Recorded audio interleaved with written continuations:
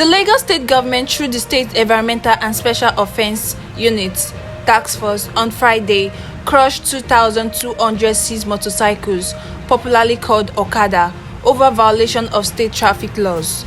The crushing, which took place in the presence of the media at Task Force ground, Alausa, Ikeja, was witnessed by the State Commissioner for Information and Strategy, Mr. Gbenga Omotoso, and his transportation counterpart, Dr. Fredric Oladeinde, among other top government functionaries.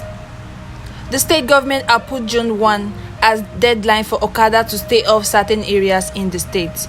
The areas are 6 local governments and 9 local council development areas in Eti-Osa, Ikeja, Surulere, Lagos Island, Lagos Mainland and Apapa. This is Justina reporting for Donkey's News Lab. Thanks for watching. Please don't forget to like, share, subscribe and on your notification to get more updates.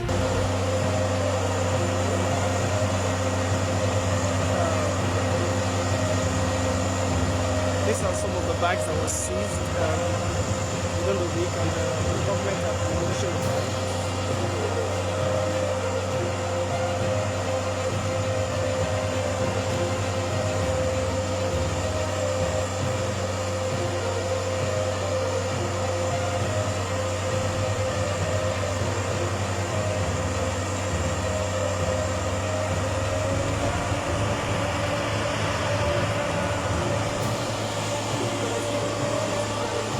Interesting to know that the government are actually destroying some of the bags that was seized a few days ago.